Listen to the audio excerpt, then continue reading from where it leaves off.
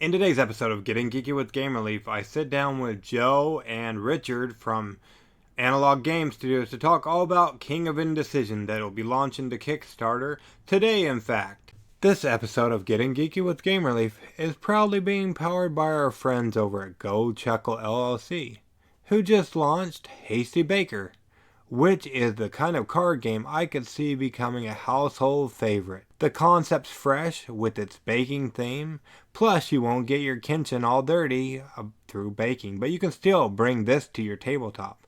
The illustrations are just great. You just get this super positive vibe that I love. I think they did a great job of building strategy into the game by making the cards able to help or hurt other players. For example, one of the cards they have in the game is a double bats card on a recipe. Whether it's your own or someone else's, means that you have to get double all the ingredients to finish the recipe, which obviously is going to slow your opponent down, but it also gives the player double points, so it's not as straightforward as it might sound. Hang on until our Kickstarter Corner portion of the show to find out about an awesome giveaway we've teamed up with them to bring you guys over at thegiveawaygeek.com, of course. Now, let's go ahead and jump into the show.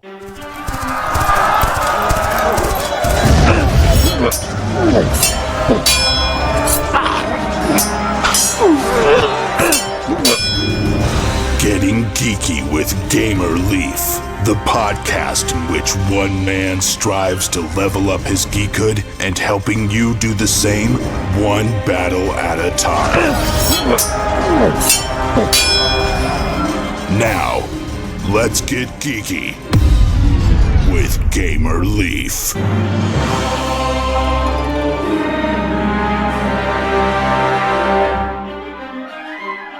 A noble in the king's court, you try to gain his royal favor, but he's constantly changing his mind about what he wants.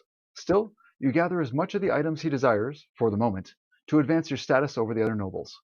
Expand the land, capture treasure, trade at the marketplace, and get ready to make your offer to the king. Your position in court depends on how savvy you are at moving, capturing, trading, and being ready at the exact right time. Did that sound familiar to you guys? It didn't to me either, but this is a story of King of Indecision that's coming to us from Analog Game Studios, and today we're lucky enough to have on the creator and mastermind behind this game, Joe Slack, as well as the publisher, Richard McCrae. Is that right? Is that how you guys fall in line with King of Indecision? That's right. Thanks for having us on. Yeah, thank you very much. Good to be back. Yeah, no problem. Good to have you back as well, Richard, and nice to meet you, Joe. We're so glad you guys could join us on Getting Geeky with Game Relief. We really appreciate it. Now, before we jump into you guys' game, we've heard from Richard a little bit, so maybe we'll start with you, Joe. But how did you guys get into playing tabletop board games? Well, I've grown up with games all my life, so I played, all the classics that everybody else has played, Monopoly and Life and Clue, and then in grade school I got into kind of a board game club and learned Risk and some other games, and I always grew up with card games around the family and around with friends, so we played lots of, Euchre and President and all sorts of different card games, Frustration and whatnot. And then when I got a little bit older, I started getting into more party games and that type of thing. And then it was actually my wife that got me introduced to modern board games. A friend of ours was really getting into modern board games and got her into watching Tabletop with Will Wheaton. And one day she came to me and said, okay, we have to go to the local game store and pick up these 5 games. So we went there and got a bunch of games, and I thought, oh, I hope these are good. We spent a lot of money here, but I just absolutely loved them. And the one that really brought me into the fold, I'd say, was Pandemic. I didn't realize games could be that great and cooperative and have that much stuff going on. And from there, it's just been, one game after another, and then eventually got into designing my own. Awesome. Yeah, I hear you. Our story's somewhat similar.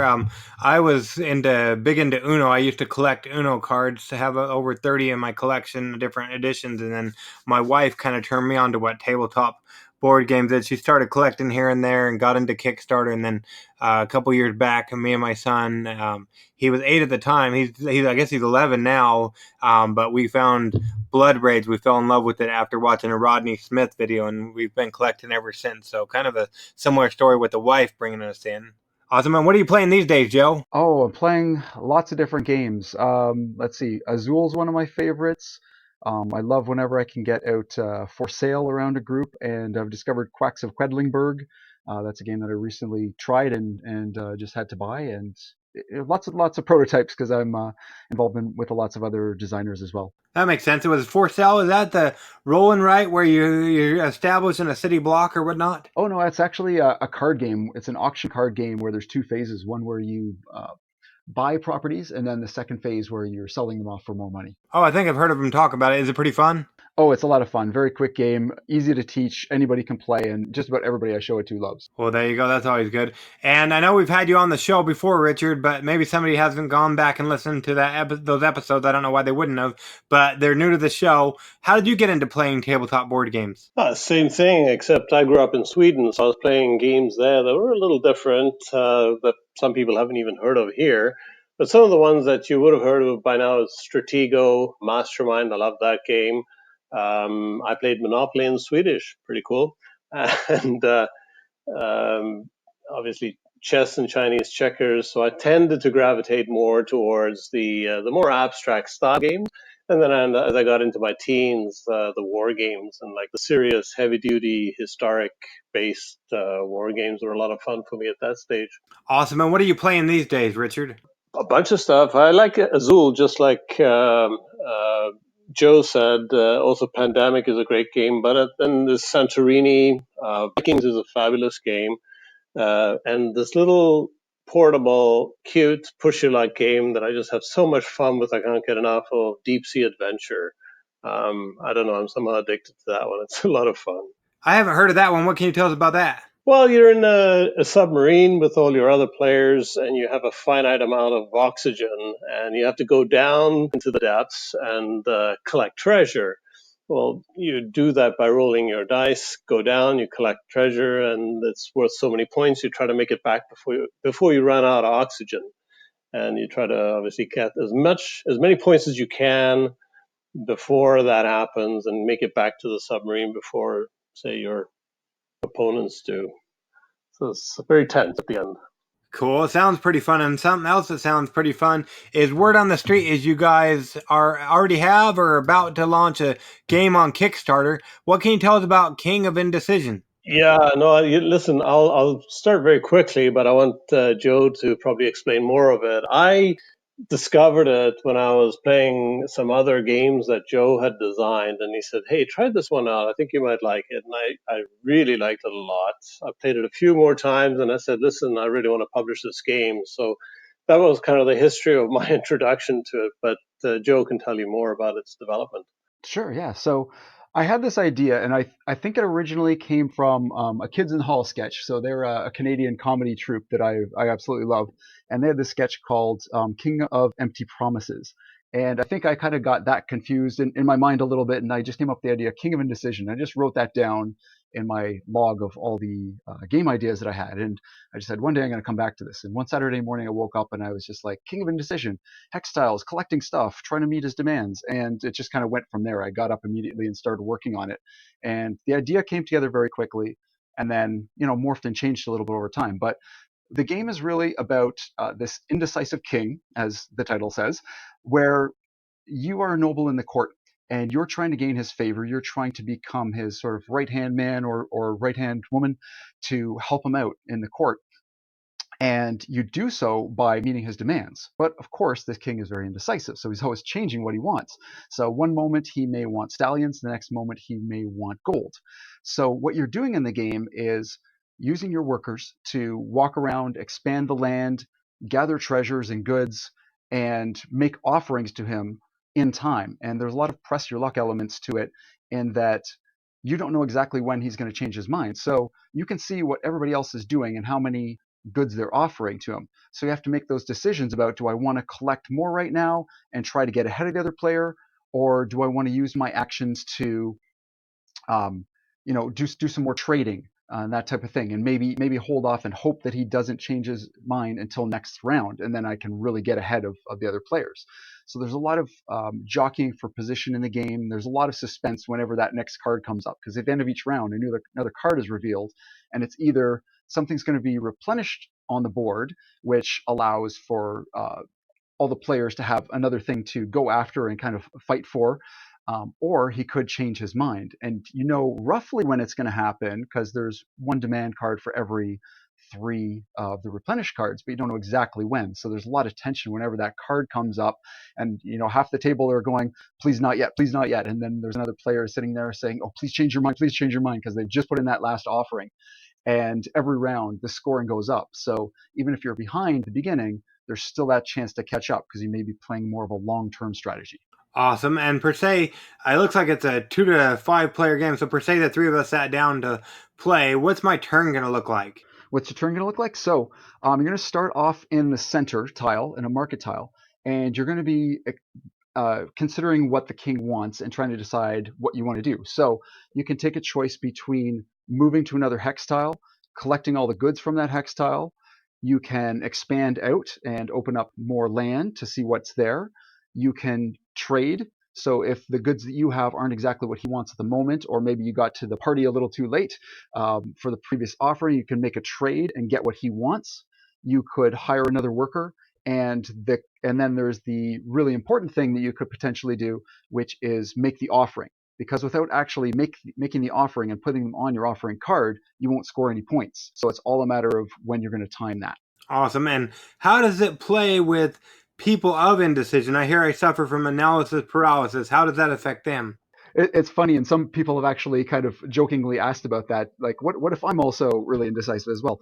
And you'd be surprised. The game is very, very quick because the turns are very quick. You only have 3 actions on your turn, and when you see the layout of the board, you can kind of get an idea of what you might want to go for. And it'll just depend on maybe if the player before you gets a chance to sneak in there and grab the wheat before you, or that type of thing. But there's only so many choices, but they're all interesting choices. So it's not so much a matter of, oh, I don't know what I'm going to do next, but which should I do next? So players might say, okay, I want to grab a good here, move somewhere else, and grab another good. But oh, then I don't have that one extra action to make that offering. So am I going to hold off and hope that he doesn't change his mind, or do I make that offering to just get a little bit ahead? Maybe I can get into second place for now, or do I want to hold off so I can try to jump into first? So there's a limited number of decisions, but they're all interesting and they make you think.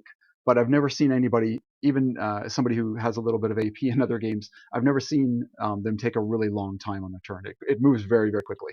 Well, that's good to hear. And how often does he change his mind? Does it depend on the card, that next card each round that's flipped over or whatnot? Exactly, yeah. So after all the players take their turn, the first player marker will be moved to the next player, because positioning is also really, really important. Because if you're the first player, you have the opportunity to see maybe what's been replenished, the first chance to pounce on something and grab it. Whereas if you're the last player, you have the option to get in that last offering after you've seen what everybody else has done. So a little bit like poker in that way. If you're the dealer, you have that last opportunity. You can see what everybody else does. So the great thing is it's you're going to see at the end of the round. So you're going to flip that card, and you have about a 1 of 4 chance that he's going to be changing his mind. If he doesn't change his mind, then he's going to say it's time to replenish something. So it could be all the peacocks get replenished on the board, or all the empty wheat fields get filled in, that type of thing. So it's roughly 1 in 4, and it's set up the same way that Pandemic is set up for anybody that's familiar with Pandemic, where in Pandemic you shuffle in the action, not the action cards, the outbreak cards, or epidemic cards rather, every so often in the deck. So you're not going to get them all back to back. They're going to be spread out in the deck. So it's very similar in this, that we have kind of stacked with 1 change of demand in each of those stacks. Awesome. Yeah, it sounds pretty fun, and hopefully it won't affect my analysis paralysis too bad. It sounds like it won't. So that's good to hear. Now, Richard, I imagine you look at a lot of games or whatnot. So how did you come to the decision to take on King of Indecision as opposed to all the other ones out there? I was impressed with how it played after having done so a couple of times, and it was just a strong quality game that had some good substance to it. And I was also looking for a game that was a little bit longer and a little bit more strategically complex than what I had been looking at and had published already. So it was just right in that it came in. You can play this in less than an hour. so it's not a super long, big, heavy-duty Euro. It still fits the casual games that I'm looking for in a family-style game, but it had a little bit more meat to it. It had a little bit more weight, I guess you could say. Awesome. And you guys will be on Kickstarter from when to when with King of Indecision? Yeah, so we're launching. We have set it for 5th of September to the 6th of October, running it for a full month, and starting 11:30 Eastern time on the 5th. Awesome. So if you're listening right now, it's either already launched or it's about to launch. So make sure you jump on over and back King of Indecision if you like what we heard, or at least check out the Kickstarter page. And then go ahead and back it, Richard.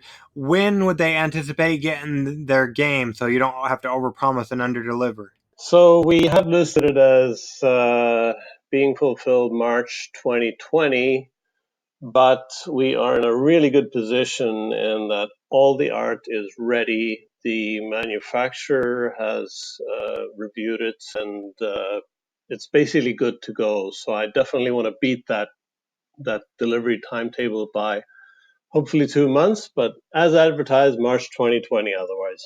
Oh, there you go. Awesome. Now, when it comes to King of Indecision, what makes you guys' game pop as one my audience should go check out? And if they like what they see, back the Kickstarter today. I'd say there's a real element of tension and suspense because you really don't know exactly when he's going to change his mind. It's going to be a case where you know he's going to change his mind. You don't know exactly what he's going to want, but it's coming soon. And there's a lot of jockeying for position, and it's that those fun moments where a player just gets in one more than the previous player on his offering card, and that demand card comes up, and that player says, "Yes, I pulled off that move. I did the right thing." Or if you hold off just a little bit longer, and that demand card is delayed by one more round, and you have a chance to pull off an interesting combo, like grabbing a few extra items and getting ahead and getting in that first position. So that's really what we see players really, really enjoying the game. And can I hold on to those items like, per se, the king changes his mind? If I have those items already in hand and he changes his mind back, would I be able to use those and benefit from the stuff I've already done? Absolutely. So you only give the king what's on your offering card. So let's say, for example, the king wants gold right now. Even though you might have a pile of gold in front of you, if you don't put it on your offering card, it's not going to be considered for points. So if you have, say, some of your gold on the offering card when the demand changes, whatever you have left of that or any other resource, you'll still have. And also, only the top three positions score. So if you're playing in you're playing in a 4 or 5 player game, and you are ranked fourth or fifth, or you just don't have anything on the offering card, you keep all those resources. They come back to you, whereas all the other players, they hand them back to the kingdom. Speaking of how many players you have playing, what's the sweet spot have you found? Oh, it plays really well. We found anywhere between 2 and 5. The bigger crowds, there's a bit more tension going for the points. Because 4 or 5 players, not everybody's going to score, so there's a lot more people trying to sneak in to get that third or second position, that type of thing. But equally, when you play with 2 people, it's really tense because every single movement really matters, because you're just competing with one other person, and you're just battling for that first and second place. So we've seen it play really strongly anywhere between 2 and 5. It really doesn't have a point where it's not as compelling. Awesome. And do you have anything to add, Richard, on what makes King of Indecision pop as one my audience should go check out and back the Kickstarter today? Oh yeah, the artwork. It definitely pops. We get a lot of compliments for how beautifully illustrated the components are, and they're done by Michael Christopher. He took complete charge of everything. We gave him basic direction and the rules, and then he ran with it. We sort of didn't insist that this item has to be such and such a color. We didn't micromanage it at all. And what he came up with was absolutely brilliant. We tweaked a few little things, but we're so happy with the artwork. But otherwise, in terms of the game, definitely echoing what Joe said, the suspense is right to the end. The winner isn't really revealed until the very end. And the come from behind scenarios are frequent. So you can be at the bottom end of things, but come right back into the game, because with each round, the points that you score increase as well. So there's a fantastic catch up ability for anyone who feels that they took a kind of a slower strategy in the beginning. I love the suspense of it. Actually, I just love the tension that builds, and the group of players calling out when the king changes his mind when it wasn't predicted. It's just so much fun. Awesome. Yeah, it sounds that way. And just looking at the art, like on the pages we've been talking, it does look amazing, the art as well. So that's awesome. And we'll make sure we leave all the links in the show notes so they can go ahead and jump on over and back the Kickstarter if they like what they've heard or want to check it out further. Now, we don't want to keep you guys all night, so mine is coming there to Canada to stalk you guys. How can people go about keeping up with you and other games you're designing, Joe, as well as how can they keep up with other games you might be coming out with Analog Game Studios, Richard? Sure, yeah. I mean, if you go on our website, Analog Game Studios, you'll see the games that we're coming out with in future. So we've got a section for upcoming releases. And we post a lot on social media, both Facebook and Instagram, and then when we have specific news items on Twitter. So you'll always know what's cooking, so to speak. Yeah. I have all my games listed on crazylikeabox.com. That's my website. I have games that are in progress, games that have been signed, so including King of Indecision and others. And I'm on Twitter and in all the Facebook groups, especially the design groups. And I also have a site, theboardgamedesigncourse.com, where I share helpful hints with other board game designers. Awesome. And speaking of keeping up with you guys, I know right now we're focused on getting King of Indecision launched and funded and everything on Kickstarter and delivered. But somebody's listening later on down the road after the Kickstarter and everything. What do you guys each have on the docket next? If you can share a secret from your back pocket, maybe. Yeah, sure. We got a little sequencing card game for little dancing girls that plays in about 1 or 2 minutes while they're waiting for dance class to start. It's called Demi Dancer, #Demi Dancer, and it comes in a really cute blingy pouch. And then we've got for the older girls, On Point, which is a ballet board game. And I might add, both On Point, the ballet board game, and King of Indecision are 2 of the 4 finalists for the Canadian Game Design Awards for this year. We won't find out until later in September as to who will be the winner, but we hope it'll be one of those for sure, because they're analog games.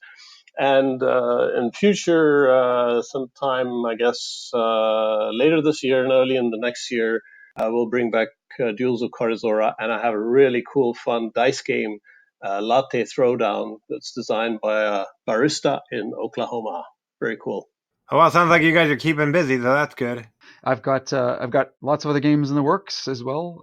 I've got a word game that's going to be coming out at some point next year. Can't give all the details yet, but it's scheduled for next fall. And I have a really quick, fun bluffing game where you're getting animals in and out of a party that's hopefully going to be coming a little later this year or early next year as well.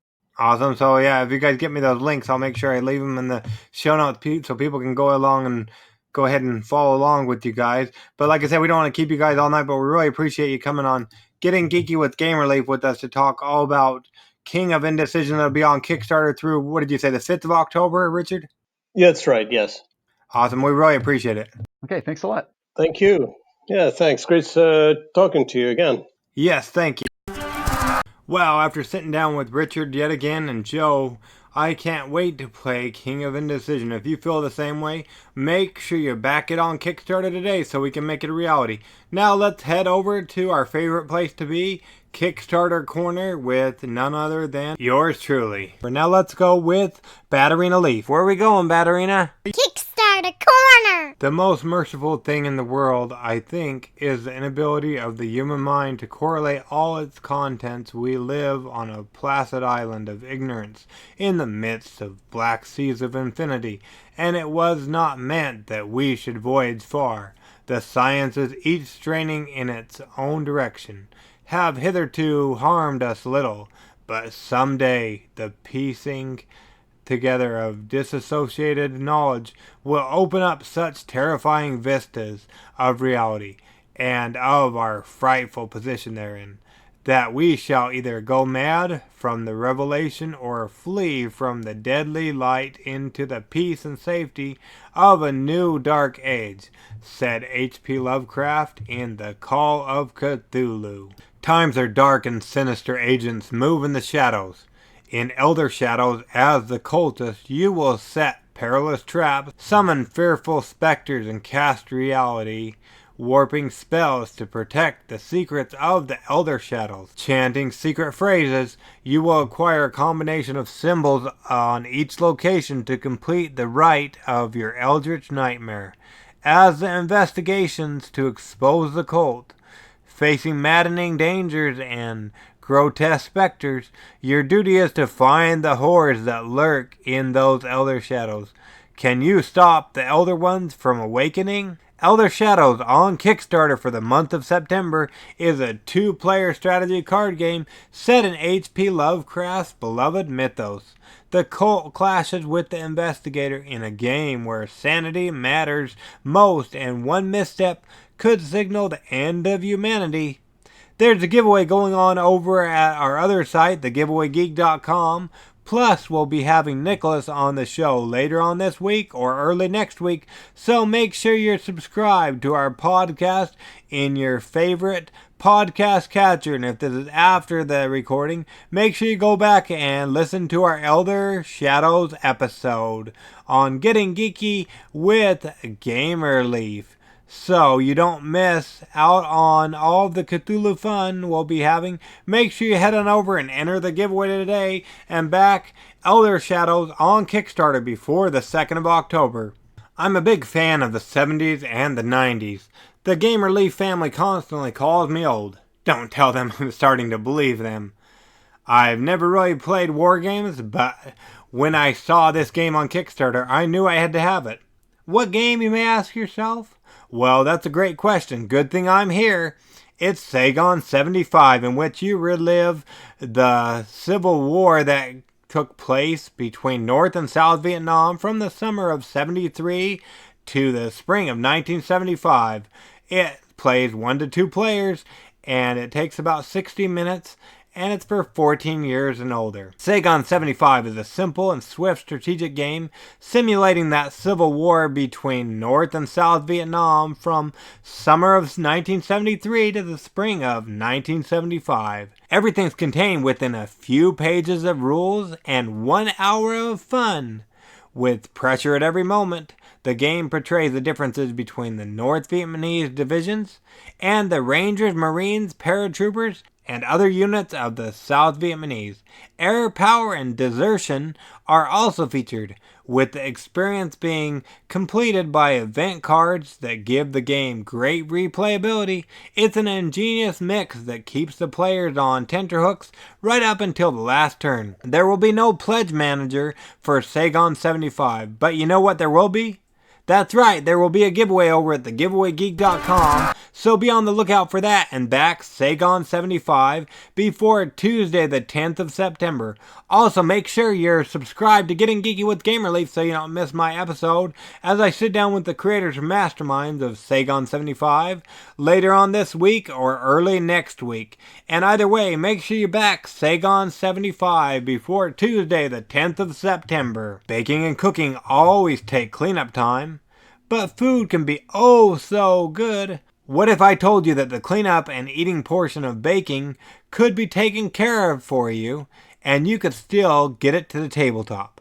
Well, I can't necessarily do it for you, but luckily the brothers over at GoChuckle LLC have you covered with their current Kickstarter game. That's right, it's Hasty Baker, the card game in which players race to collect the ingredients needed for their recipes before others sabotage them. It looks like a really fun game. Hasty Baker is an exciting new card game. It's fast-paced, easy to learn, yet full of opportunities to strategize to keep other players on their toes. The goal of the game is to be the first to complete your recipes.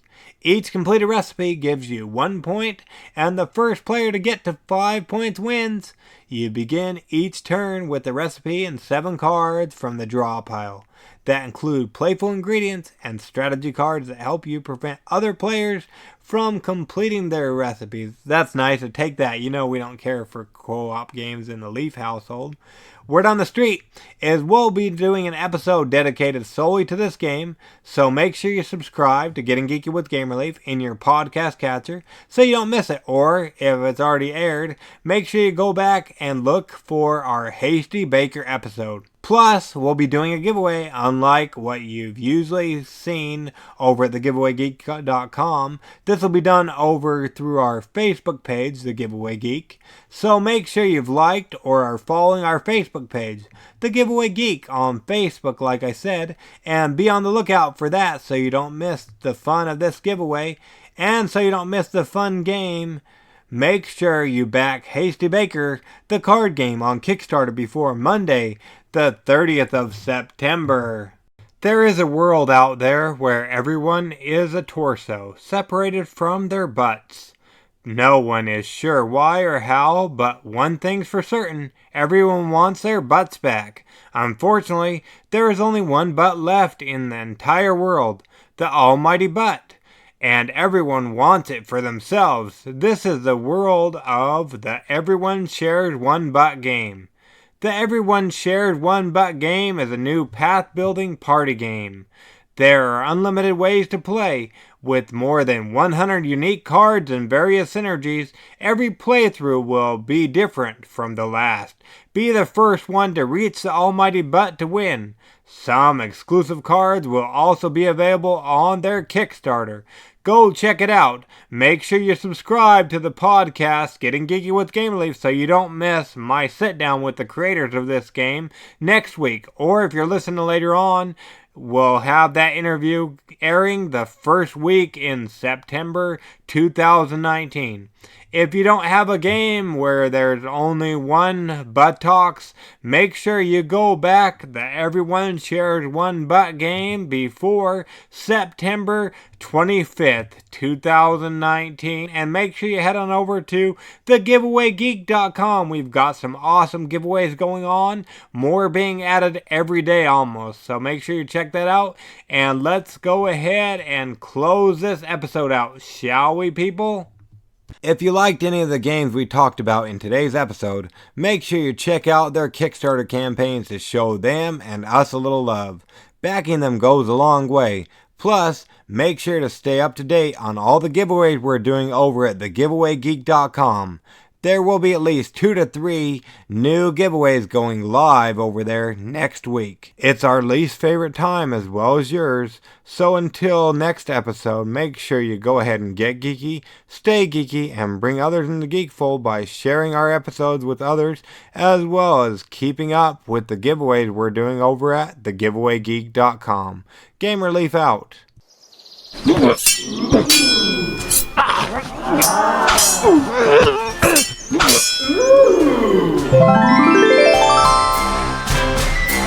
GamerLeaf levels up.